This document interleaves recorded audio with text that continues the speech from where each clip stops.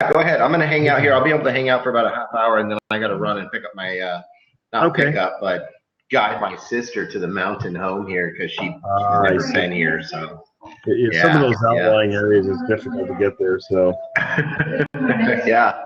Well, but just like last week, once you hit record, just kind of introduce yourself as usual and get into maybe some updates this week, and kind of let people know about jumping into the group and kind of the upcoming stuff of training and stuff like that, and teaching people how to search for Bigfoot and gather evidence. So let's do that. All right. Well, welcome everyone to another edition of the Jabbing Research Group. We give you a little bit of Bigfoot notes from the field to start with. I was just talking to our group and had a fresh fact find. And it's one of the things we're seeing with our group are utilizing some of the information that I've been sharing with everybody from my own experience. Our teams are actually able to start getting into these areas close by where there's, they're finding tracks, they're having encounters. So this recent one, and this only happened a day or two ago, our team, Nathan Rio, found a whole series of tracks. There were 3 different sets. They actually encountered the creatures, and it wasn't typical, like the stuff you see on TV, that sort of junk where there's tree knocking and all these bogus things that are put out into the public. These creatures were involved actually in hunting behaviors, and they actually warned them off. It was a typical primate type of challenge where, the men got too close and the creatures let them know that. So what they ended up doing was taking pictures of some of the footprints, and they're going back up there in a day or two. So the tracks will be on the blog on my website, williamjabbing.com, by the end of the week. Is that right, David? Yes. Matter of fact, it'll be on there on Black Friday. On Black Friday, so Friday morning. So take a look at the blog at the end of the week, and you'll see what they found up there. Nathan's in the process of giving me some more photographs. The ones that got it pretty good, we're going to be getting some we've got new information coming out of the Adirondack Mountains in New York, and there's a post on the website. There's more information coming there. Our team in Montana is getting ready to get. So there's a lot of new things going on everywhere. So if you're interested in joining one of the teams or creating a team in your state, send me an email, sign up on the website, and we'll get you started. So hopefully the guys will get on here shortly. Doug says he checked the link and said it was invalid. Oh, we're trying to get on our 2 of our members from our teams in Washington. One is the Jabbing Research North Cascades team, and the other one is Southern Washington. Let me send him a message real quick. I guess he's just going to have to go on Blab and.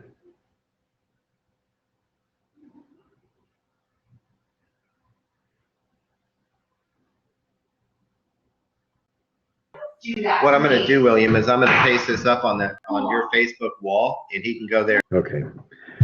I sent him that. Hopefully he can go on that. And sorry, folks, we're still, everybody in the group is kind of old timers, so they're not quite up to speed technologically speaking. So some of the people this is all brand new to everybody, so we're trying to kind of dial this in. So we'll get better as we go along. But it's pretty interesting, some of this new information coming in. And some of the people we have running the teams are really astute. They're paying attention to things that I've said over the past few years on different radio shows about different behaviors, where these things like to frequent, and things like that. And our teams are now actually getting right to these creatures. They're not spending, years out searching fruitlessly. They're actually being able to where I'm saying Why would you feel like change it?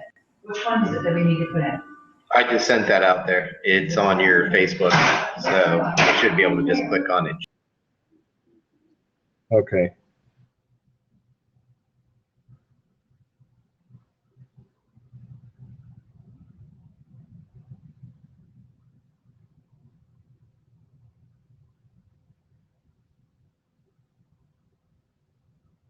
Yeah, it's funny. Some of these guys don't even have Facebook pages. What kind of researchers are these guys? Got to keep up with this stuff, man. It's like, dang, got to be. I'd be out there with like Twitter apps and Facebook apps and Instagram. Yeah, I'd be blogging the whole way. and you know, that's what you do these days with information. You know, it's if you're at least a little bit. And I'm an old guy, so I have a little bit of this stuff. So it's definitely. Well, what I'm thinking about doing is setting up like a little training seminar for all you guys and show you guys how to use some of this technology. That's a very good. What I'm going to do is I'm probably going. What I'll do, maybe I'll just do it next week. I'll put together like a little video series for you guys and show you how to use certain things. That'd be awesome. And speaking of training, we were talking about here soon, we're going to put together I'll actually record have a training session. You know, if you want to learn how to actually go out and start looking for these creatures, there's some definite things to go over with everybody. So we'll be putting together kind of a training, I don't know, a 10 or 12 part, whatever it works out to be, kind of a series of short videos, and we can get you started going to the field and finding things, hopefully. Nice. So we finished me and the boys, we were reading through In Search of the Unknown, and we finished that one last night. So now we're going to start Haunted Valley. What do you think of that? That was awesome. I like that last part. I'm trying to figure out, did that guy really, really pack baseball cards and stuff in his backpack, or was that just really his brother pulling a joke on him? I don't know. A guy who wears like the trench coat and all the funny stuff like that probably packed the baseball cards and stuff. You know, that's probably something I would have done. For people who don't know, what Dave is referring to is back in 1976, after I had met Green and Hendon and kind of got started in this whole thing, I got a tip from a college student about where the miners, the famous miners attack happened back in 1924, and so he told me how to get to the location. So there were 6 of us that decided to, pack up for a weekend in early November 1976. And, a friend borrowed his dad's brand new VW van, and we kind of scraped together what money we had, and we threw what we had in our packs. And we take off. Yeah, we take off 120 miles south to Mount St. Helens, right? None of us had been there except me. I'd been there with my dad and uncle elk hunting a couple of times. So other than that, nobody else had been there, and we had no idea where we were going. So, yeah, I mean, we started off the trip, and we're driving down I-5, and that sort of started. Now, our group of friends in high school was kind of unique anyway. We were constantly picking on each other. I mean, nobody else could pick on us and do anything to bother us because we'd done it all and said it all to each other. So we're driving down, and I was in front navigating, and 2 of the guys were in the middle seat, and 2 of the guys were in the very back. And this guy, Paul, he's the one who was kind of the focus of our humor for that trip. And he was on a lot of the trips. The catchphrase was, "Oops, dropped my gear." He was always dropping something off his backpack. We'd be hiking to some location looking for Sasquatch sign, and he'd drop something off his pack. So on the way there, we're on Interstate 5 driving south, and we just gone past the state capital of Olympia. And Paul has this can. He taps me on the shoulder, and he says, "You think these are any good to eat?" and he opens up this can, and it's old Korean War vintage sea rations, and the can's open, and I swear the stuff was actually coming up out of the can. And I kind of look horrified. And I said, I think you need to get rid of that before whatever's in there crawls out of the can and starts eating us. Yeah. So he's like this. He's in this pose. He's got the van window on. And again, we're going down Interstate 5, and he's about ready to chuck this can of ancient beanie weenies out the window. And Scott, our friend who was driving the van, he looks up in the rearview mirror, and of course, the Washington State Troopers right behind us at that time. So he says, "Trooper behind us," and we're all going, "No!" And all these arms grab him to keep him from throwing the stuff out of the van onto the freeway. So we ended up going down, and of course, there were minor incidents, but we get to Spirit Lake that night, and it was too late to go any further. And this is after going to a little town called Castle Rock, and three of us took a shopping cart, went one direction. The other three took another shopping cart, went the other way. There was no rhyme or reason to what we were buying. We had no idea where we were going, or the fact that we were going to be hiking miles into a location up the side of the mountain. So everybody sort of grabbed whatever they felt like eating, and a lot of those were canned foods and things like that, and way too much. We bought food that will last a normal family of 5, probably 6 months. And so we get to Spirit Lake, and the lodge is on one side of the road, and there used to be, before the mountain erupted, there was this great big parking area, and it was probably, I estimated, several acres in size. It was really big. And we decided to go on the far side in case anybody drove up there. We didn't want to be disturbed. So we decided to try to build a fire, and it was way too windy to build a fire, so it was just impossible. With white gas and everything, it wasn't going to happen. So we decided to go for a walk to look at the area, and we hiked up this ridge, and it was nearly, if it wasn't full moon, it was really close. It was really bright, and the ground, pumice, is light gray, so it reflected all that light, and it was almost as good as daylight seeing that area. And we were sliding down and all that stuff, and wiped out the seat of our pants, and we ended up finding Bigfoot tracks up there, a very long line of them, after we went back to look for the wallet and the keys. So, looks like Doug is here. So anyway,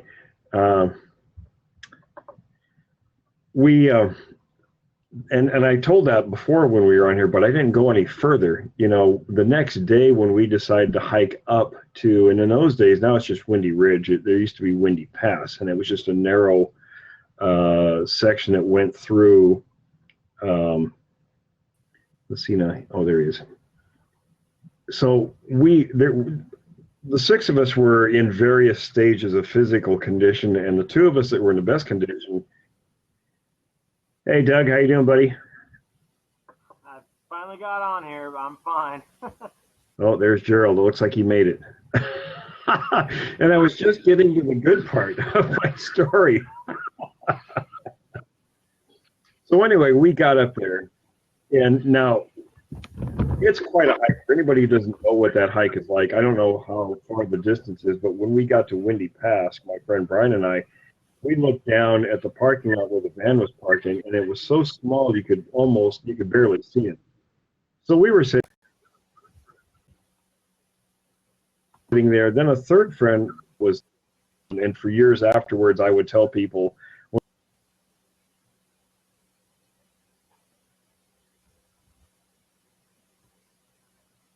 Looks like we're having a little issue with his internet service there. Is it in Thorfinn's? Thorfinn, there you are. Is it Thorfinn? Yeah. Is that how I pronounce your name, man? Okay, all right. My name's David Boozer. I'm a good friend of. Thorfinn's my Nordic name. All right. Okay. No, I'm just I'm a good friend of Will's, and I kind of helping him put together his whole new web presence and everything else, and kind of the web guy, internet guy for him. So. Yeah, yeah. I saw it's fun. On the show last week, so I saw you. Oh, cool. Okay, all right. Could you guys go this way, please? No, she can sit right there. These are my kids. They're huge Bigfoot fans. So, yeah. So you're out of And Roseville. That's pretty cool. And I have two. I am. I'm out of Roseburg. As a matter of fact, I live up on a mountain here, up out of town. And yeah, I've been here in Southern Oregon pretty much all my life. Right on. I'm from the river. Yeah, Stop it. I love it. Cool. Pajamas. Yeah. Looks like, so what's going Awesome. on? We lost Will. Is he having some connection problems or what? It is. It's usually just has to do with his internet service. As you can tell, I mean, this thing usually runs very, very, very well. So sometimes it's just a little bit of an internet connection problem or something like that can cause some difficulties. Yeah. But I can kind of take off where where we're kind of at tonight until he can jump back on here. Okay. But so you were the one he was going to interview tonight and talk a little bit about the elk hunt. No, that was Gerald. Gerald's trying to get on, and Oh, Gerald. yeah, and Okay. Gerald was gonna call me if he had problems, but I haven't heard from him. I got some texts from Will, but I haven't heard from Gerald. I had a hell of a time trying to get on, dude. I was using my iPad and it just wasn't working, so I switched to my laptop, and now I'm on. So Gerald's not a big computer guy, so he's probably having issues as well. Yeah. No, this thing right now, Blab is still in beta, and it'll be up and running full board here pretty soon. But it's a brand new system, came out around the end of July of this year, and it is just absolutely a wonderful, wonderful platform because we're actually recording right now. We can actually have conversations here, unlike the old show that he was on before. Here we can actually kind of personalize things and get things. Hey, Gerald, how you doing? Hi. Nice. I'm David. I'm just a friend of Williams, and I'm his web and internet guy. So I'm the guy that's been creating that website of his. So yeah, it's getting a lot of people over there. So here comes William now. Yeah, William, you're just having a little bit of internet connectivity problem. That's okay. Something we can get past. But hey, you know what, Gerald? While we're waiting for see my face. come on, you are the individual with the harrowing nightmare elk hunt. Can you hear me all right, David? I got you now. I got you now. Okay. Say, I don't know, what, do you want me to go through what happened? Yeah, just go ahead and kind of sit right there and just kind of walk us through exactly what happened. Well, basically, David, I was talking to Will for last about this site that I have up around Lone View. First time I talked to Will was when he was with Wes and Woody. Basically, I had a couple of situations occur that I really didn't know what the hell was going on, and I'm trying to as funny things. And well, the last 3 or 4 years, things just started escalating. This year, it got to the point where I literally was fearing my life. It was, let me start here. 3 days prior, a young man named Gary Austin, kind of a hippie, Robert, and coming over to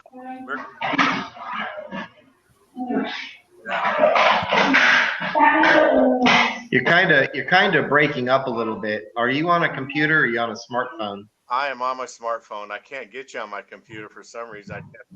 It's just. Are you, when you're on your computer, are you using Explorer? Elaine, are we using Explorer? Yes.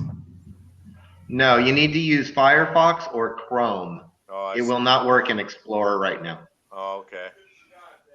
Mhm. Well, the best I've got. Hopefully, this will work for today. No, this is fine right now. You're fine right now, right where you're at. Pick me up all right. Yeah, when you're kind of in a certain area there, it's just fine. Okay, the right here is fine. So you got Yeah. to post some personal. Hey, I'm back. Yeah. Hey, There he guys. is. There he is. We'll let him take over the show now. Thorfinn, how you doing, buddy? Well, Sorry, Will, I didn't mean to interrupt. no, I was just kind of going through the motions with David there.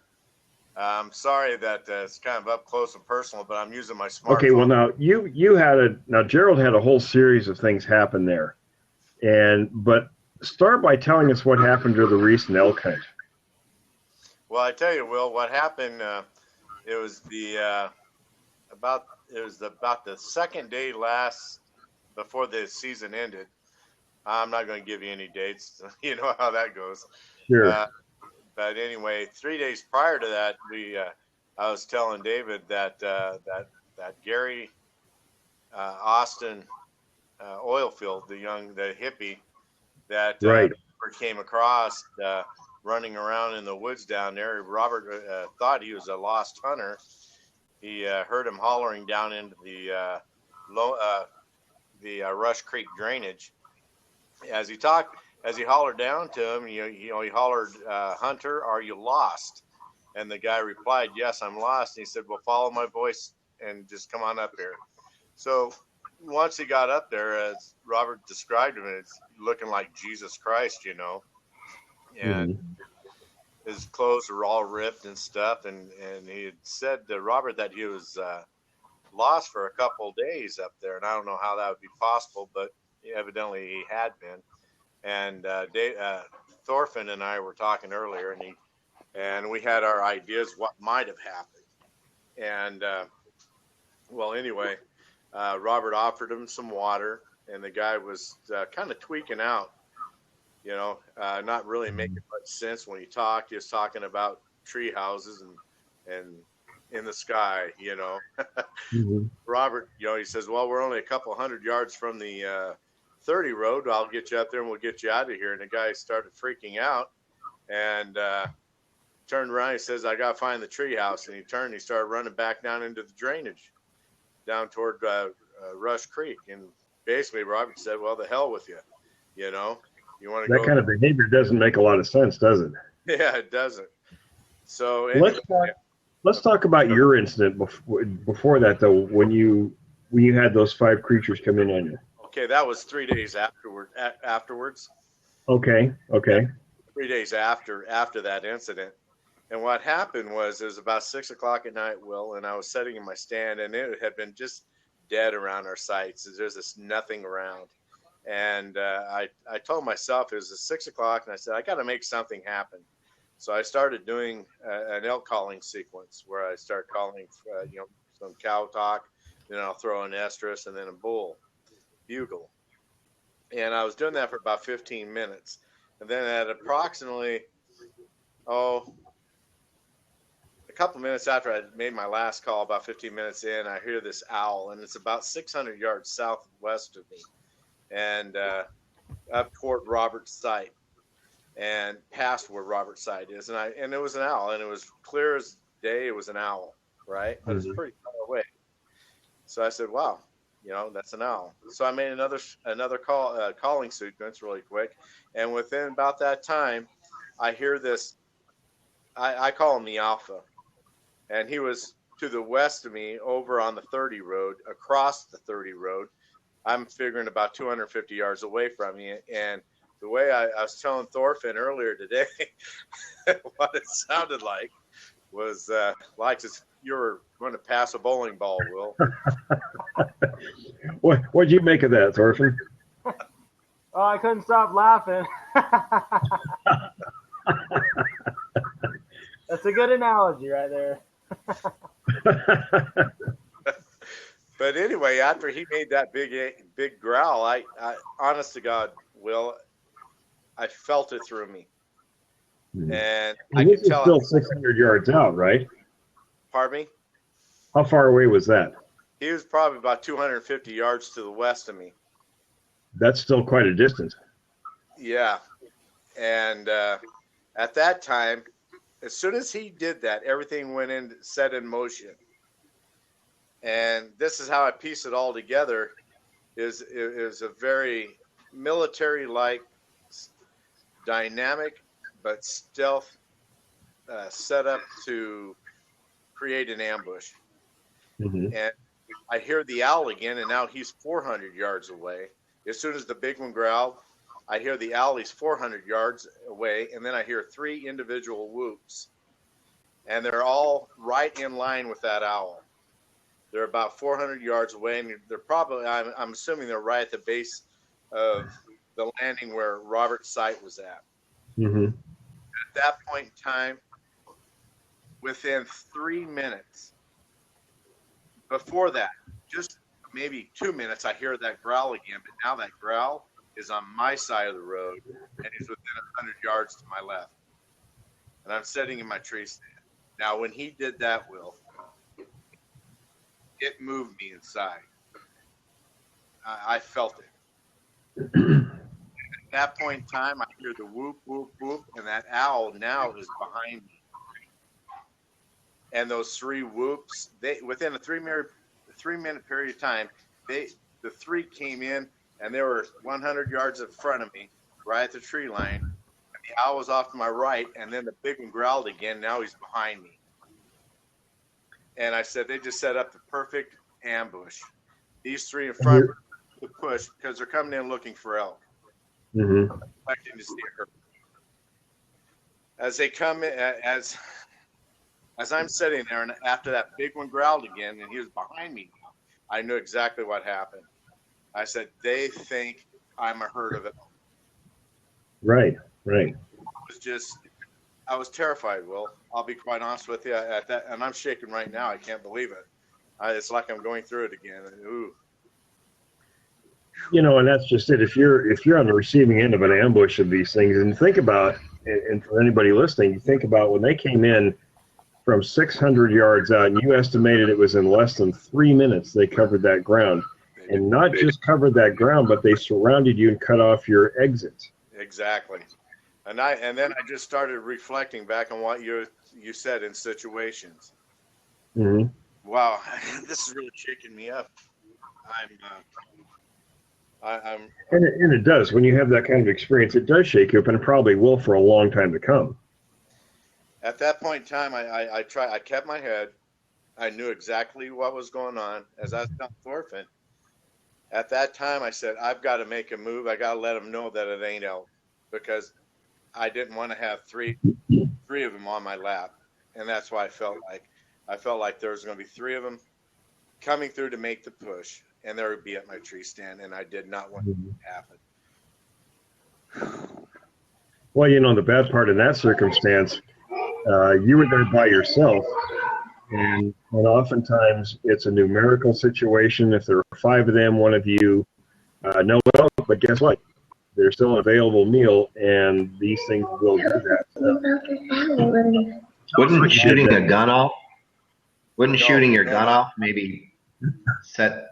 It can. You know. It can. It can. It really depends on the mindset of the group. Now, we know that this group has taken people before, and not that long ago, the lady who was up there on the Vision Quest, and I know from my inside sources, she was taken by these things by that particular group, and the guy from Kentucky.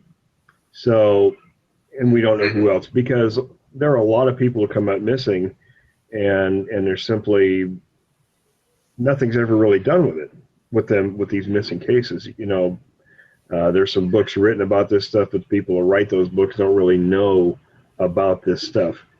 And something we've talked about, you know, that I do know, that the lady was found, or at least what was left of her was found. So knowing that, you know, and you knew that from our discussions, that you didn't want to be in a situation like that, so you did exactly the right thing, and tell everybody what you did to get out of that situation. Well, immediately I got out of the tree stand, and I remember you saying sound like more than one person. Mhm. So I immediately started hollering out, Bill that way, Ted that way, circle around. I tried to sound like I was more than one person. And my secret exit that I thought I was going to take, I can't take because the big boy's on it. Right. The alpha blocked you. I have one way in and one way out now, and I'm not going to go down toward Rush Creek, and that's a big no. That's a big no.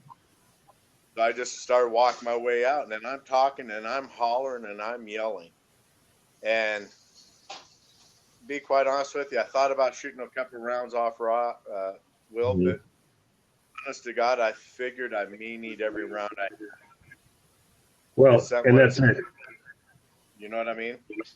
Yeah, I remember you told me, you said you thought you might need those rounds as a matter of last resort, and that was probably exactly the right decision to make, because there are other things you can do. Like I said, and what you did, you pretended there were more people around. Again, it goes back to that numbers thing, because these things are inherently afraid of humans.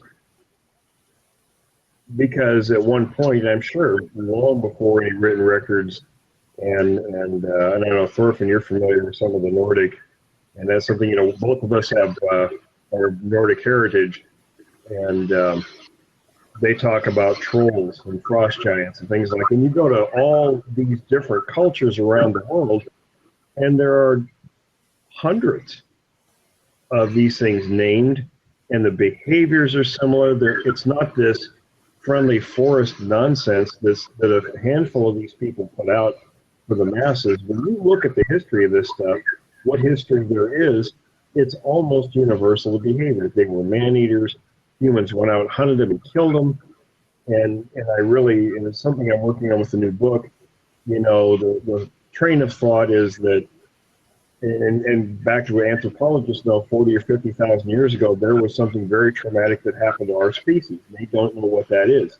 If these things were preying on humans, or humans at that time in large numbers, you can look at what our behavior is today to see what may have been. We eliminate every threat that comes our way, including each other, if it's necessary. It's probably the only consistent thing in human behavior is this need to defend ourselves against any threat, to fight each other. It's always fighting, and you have to think, where does that come from? Other species don't do that. Well, if we had a super predator that was preying on us, and we knuckled down and went out and tipped the tables by, killing them wholesale, at some point we probably thought every one of them was gone. And an echo of that is the fact that every animal on the planet just about is afraid of humans, or at least has been until the past 30 or 40 years, when we stopped trying to kill everything. You know what I mean? Yeah. So there's always been that. And if you look at these things, and it kind of goes back to why it's so hard to get close to these things. If what I just talked about has a grain of truth, number one, they fear humans. But they do eat humans. But it's again, it goes back to the group disposition, their numbers, their age, behaviors, all these things. And in your case, we know that they have taken people, but on the other hand, they're very fearful of humans, because if they do take a person, they know other humans are going to come looking, and that's very dangerous, because I'm sure in their instincts they know that humans are going to kill them. Yeah, did you ever look at that Gary Austin oil field? I did, yes. Yeah, it wasn't it was about a month later. I was setting work, and I got a call from the detective from Skamania County, and they were inquiring what I knew about Mr. Oilfield, and I advised them that I didn't even see the guy. Robert had all the contact with him. Right. And he used my phone to contact Skamania County to at least notify him what was going on up there. So that's why once the family got concerned in Kentucky and started looking for him, I turned the phone. I gave the detective Robert's information, and they got in touch with Robert. And Robert actually part of the search party, the drainage area, and to be quite honest with you, as Robert said, he told me, he says, when they were going through this, a lot of searchers looking Bigfoot. You know what struck me? All those photos you sent me was it was a really big effort to find this guy. Yes. And I don't know. Now, you as a ex-police officer, is that kind of the norm if somebody comes up missing like that gentleman, or was it beyond the normal scale? No, it was about normal. It's amazing the volunteers that we have. We have the Silver Star Search and Rescue here in Washougal, and Right. they get a few people. And when they need to get people around and mobile, and they've got the equipment, and they're out there. So, but it's amazing how far these people came from. But for that area, in a sense, it was kind of overkill because there's searchers from Idaho, Oregon, and Washington all there. Didn't make a lot of sense, did it? I mean, to me, you'd have your local search and rescue. Yeah. I think someone like the Silver Star Search and Rescue would have been there. But And they're a pretty good outfit. Pardon me? They're a pretty good outfit. Yes, they are. They're very professional, and they've got a lot of equipment. See you later, Dave. Okay. So I guess the question we'd rightly ask is why. What was the reasoning for bringing people in from so far away? I mean, I could see maybe if they wanted to do some training, but that might be only one area. But if there's people coming in from numerous states, let's say, it just seems kind of unusual. I mean, I have to question those things. I mean, it could be very mundane in reasoning, but Usually you get a lot of volunteers. That it did appear to be a little overkill. I'll have to admit that, Will. Normally, there had been a couple hundred of them out there, and that's a lot for that area, isn't it? and you also mentioned one word that a lot of people were mentioning during that. You said a lot of people were bringing up the word Bigfoot. Yes. Yeah, and he heard it on occasions as they were walking through the woods.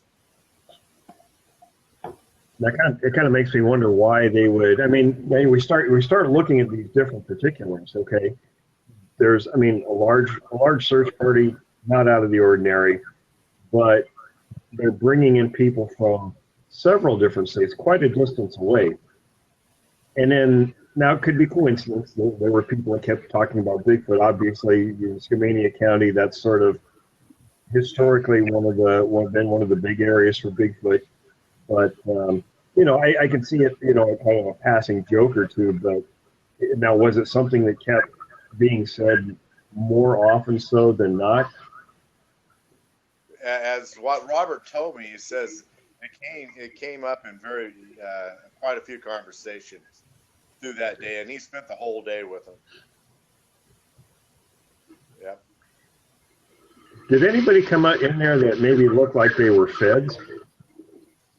I'm going to tell you something that happened this year, and we had a lot of problems.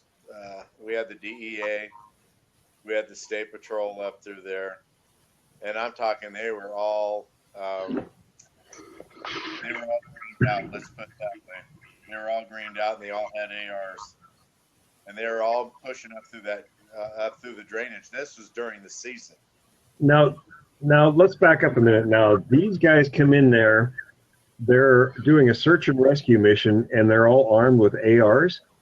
Oh no, not these. This is prior to all that. That was during the season. Oh, I see. Okay, so what was that situation?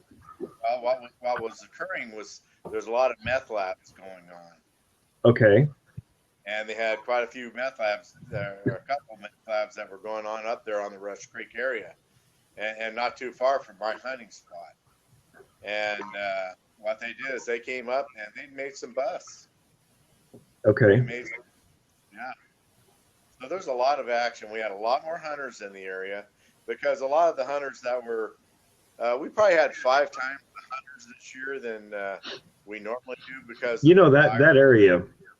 actually has some very unusual things that happen in it. I remember when I first moved to Vancouver back in 1986, and I started going up above Dugan Falls, on the Washougal River, and I had found Sasquatch tracks several times on several different occasions in the snow up there.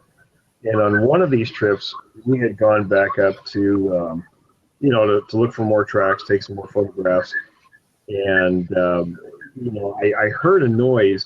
The group of us were walking up. We're several hundred yards away from the car. We parked at the snow line, and I heard this noise. It sounded like somebody breaking in the car. So several of us went running back down to the car, and here's this unmarked pickup with two guys, one in the truck, one outside the truck by the car. And as it turned out, they were game officials, but they were telling me about, all this criminal activity that was going on up there, stolen cars and all these different things. Well, I spent literally thousands of hours in that area over the next decade. And I have to tell you, I do know things do go on up there, but I never saw it. I never saw anything go up there. So, and those two guys would always follow me around when I was in the field up there, and I never announced going to the field. And they knew who I was, without running my plate or anything. I'm thinking, now, how did they know who I was? Yeah, they probably ran 2829 on your plate.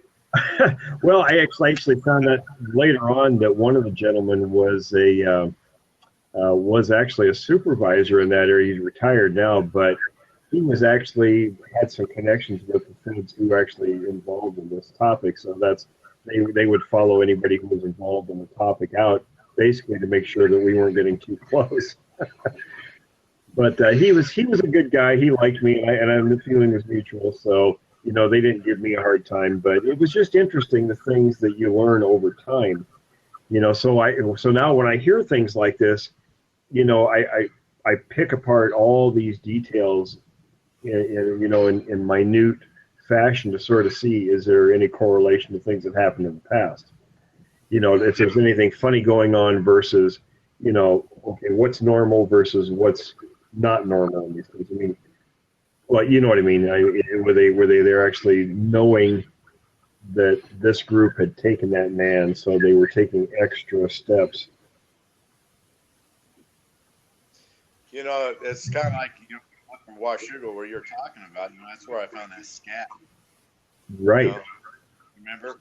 And I always passed it off as bear scat Right.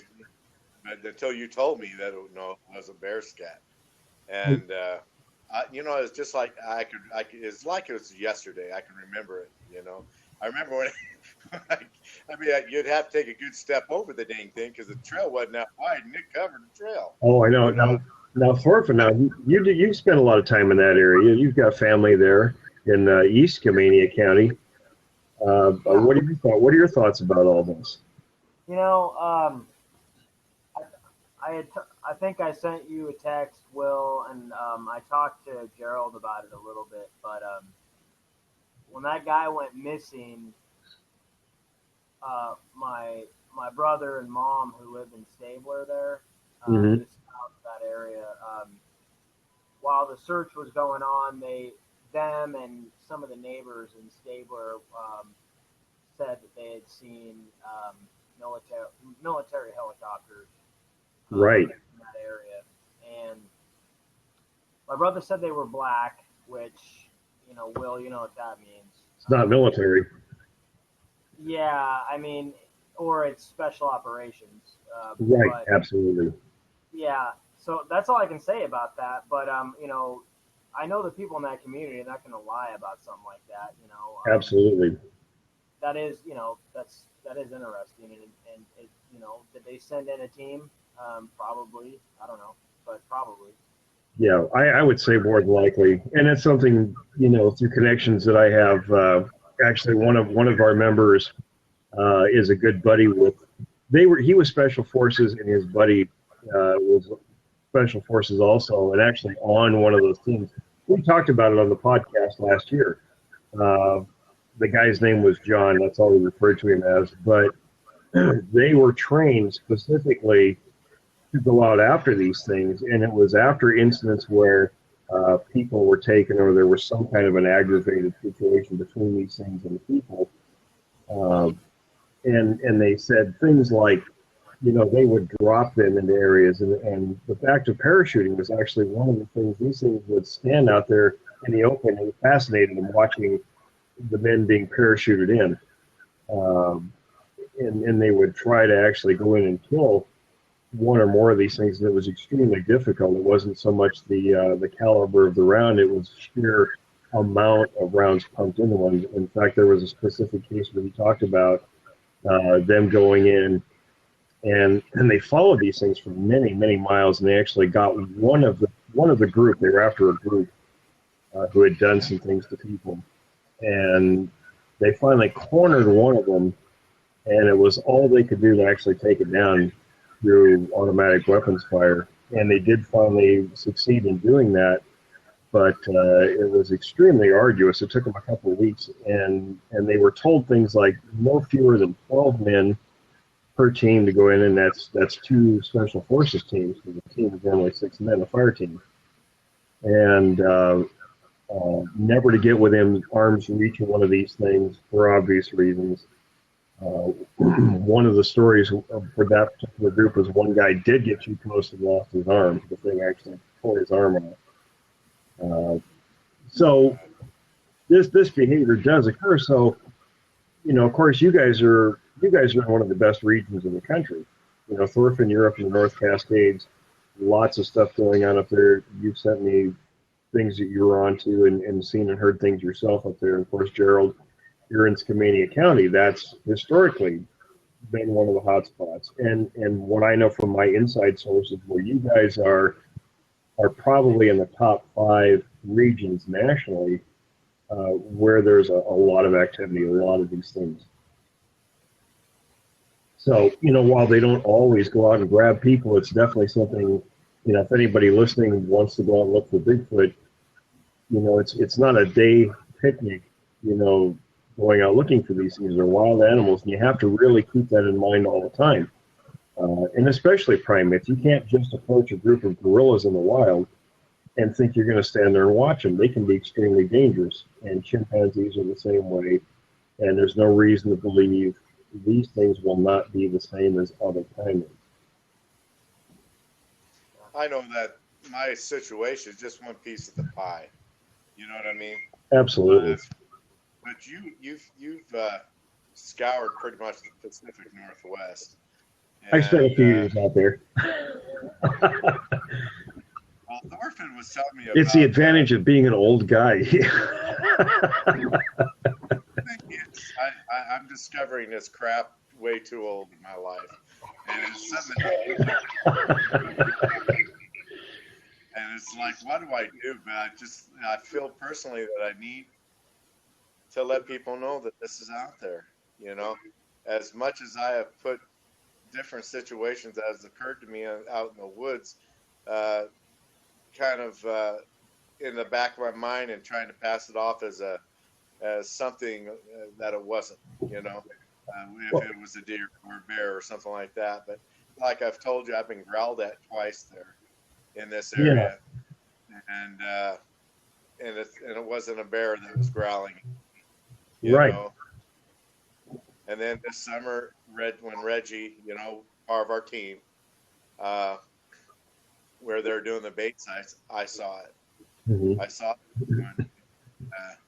He was only 70 yards away, and he blended in just like a shadow. And I could easily look past them. They're so aware of their surroundings and how to use it to their advantage. And you guys probably, go ahead. And they use it to their advantage. Right, absolutely. Yeah, most people have the misconceived idea that they're going to go out driving out in the forest, and these things are just dumb animals wandering aimlessly through the woods, and then they get disappointed when they don't see something. That's about as far from the truth as you can get. You're talking about something that is more than likely a super predator, that survived the Ice Age very handily, and knows exactly what they're doing in those regions.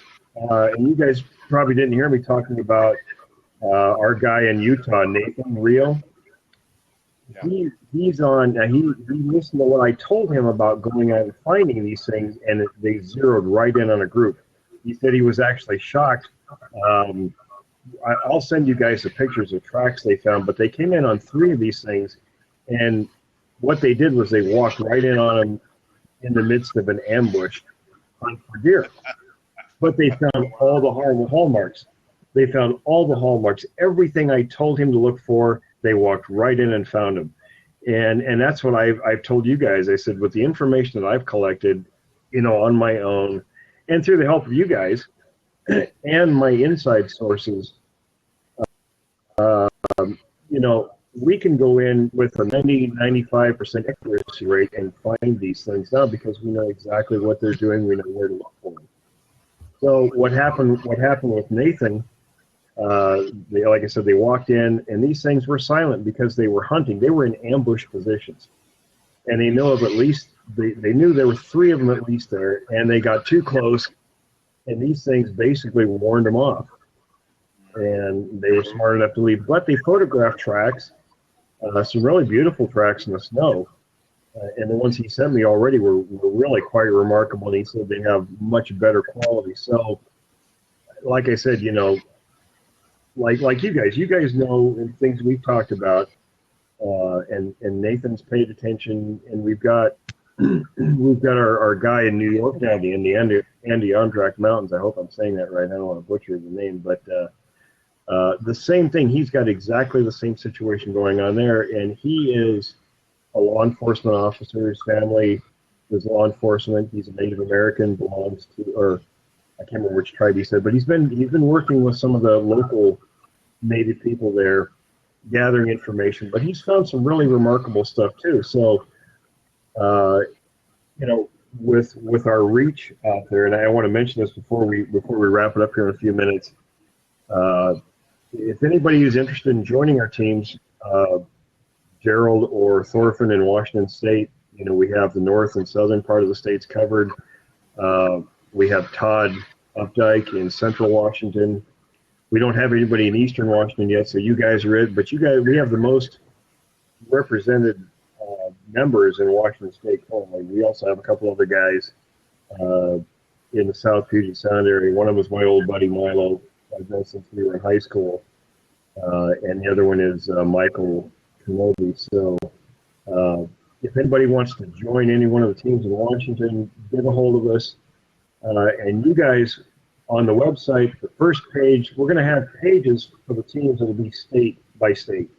So the Washington State site will be the first one up. You'll see pictures that you guys have sent me and contact information for you guys. So if anybody wants to join and help you guys or work with you guys, they'll be able to contact you directly. And I think that's a really great thing that we're doing. We're working to build. We already have a network around the country, but we're working to really expand this network and make it function so that we all share information so that it helps all of us. And it helps the topic in the long run instead of all this nonsense that's going on out there. 99% of what's out there in the public is complete garbage. So by what we're doing, we're going to provide people with real information, and we'll take this subject to the next level that hasn't seen movement forward in 50 years or more. So go to the website, williamjevning.com. The site's still being worked on. Our guy in Oregon, David, was on earlier. He's actually built the website. He's going to be adding the group pages with your contact information. So go check that out. And Christmas is coming, so my books are on there. You can buy those too. I had to give myself the shameless plug. Well, Phil, we got a couple of minutes left. Is there anything else you wanted to bring up, or? You asking me? No, what's that? Were you asking me that? I didn't hear that. Yeah, Doug. I was just wondering, we got a couple of minutes left. Is there anything you guys wanted to bring up? I do, but I'll hand it over to Gerald if he's got something. I'm good. Okay. It's up to you guys, man. Well, The Gerald one and I thing were about these talking, blab sessions, this is for not just me, it's for all of us, to come on here and talk about things, let people listen in. Well, Gerald and I were talking earlier before we got on the show about getting together next year in September for the elk hunt up there. Nice. I don't know if you hunt, Will, but I'm an archery hunter like Gerald, and we're definitely going to get together and go up there and hunt. I used to hunt. I'd love to go up there. Yeah, I mean, I think it's a good idea just to get out there, and I don't know if Gerald wants to go back there, but I think that we should go up there and hunt. And his kid doesn't, think that this whole thing happened, so maybe we'll see something, or I don't know. It'd be a good time, and I mean, that place is the biggest hot spot in the state. It sounds like. So. It sure is, and it would be great. I think we could bring as many, if we can get Todd to come along, bring some of the juggling research people there as a group, and we can film some of what we're doing, with serious stuff. We can joke around. I'm sure this group is going to be full of characters. So, and we can put that up for people to watch too if they want to see what we're doing in the field. That's real stuff instead of just the garbage that's out there. I'd like the public to see what real Sasquatch hunters do. I tell you, I'm so confident in this area. I can guarantee you give me a week of your life, and I'll put them in your lap. I've known that's a great area for many, many years now. So it was, and I've been wanting to get up your way, Thorfinn, for a long time. I've had some stuff from locals up there that up on, I can't remember if it was. I have to look it up to see what river it is. One of the rivers up there, the locals. Still, it might have been the Stillaguamish. Some of the locals were saying when the salmon are running, these things totally ignore people and they walk right up there and they're feeding heavy. Yeah, the Stillaguamish River and the Nooksack are some pretty big hot spots up here for sure. One of them. The Nooksack was. Yeah. Yeah, the Nooksack was the one I was told by this couple. Okay. So yeah, there's some places. I mean, there's places in Washington I still really want to get to before I get too old to be able to. Unless you got to push me in a wheelchair out there, but I got a few years before that yet. I'm too hard-headed to be not out of the brush yet, so out of the brush, you die. That must be one of them Viking traits, Thorfinn. I don't know. We're just too hard-headed not to be out there. Yeah, man. If you're a grunt like you are, once you stop humping around out in them woods, you're just gonna die. You got to keep going. Well, give me a week in the second week of September. Let's all get together. Let's try to work that out. Get all the groups together, and I'll take you in there. We'll set up, and I guarantee you, within a week, we'll have some good footage. Because I'm not going to. I'm not hunting that area anymore. Yeah. I think, honest to God, I found another area. Me and Reggie already had scoped out. And that's what we're going to hunt this year. But that area, Robert, he's so damn hard-headed. He said he isn't giving his sight. Right. I said, well, you're alone, bud, because I'm not going to be within hollering distance of you. And honest. Well, listen, fellas, I think we're about out of time, so let's we'll wrap it up for this session, and you guys will definitely come on here again. I mean, this isn't a podcast. This is just us. It's a chat. It gets put on my YouTube channel so people can watch and listen to what we're talking about. And all these chats are on the website. So, fellas, let's do it again. Let's do it often. It's a great way for us all to sit around and talk and kind of, bounce around whatever we want to.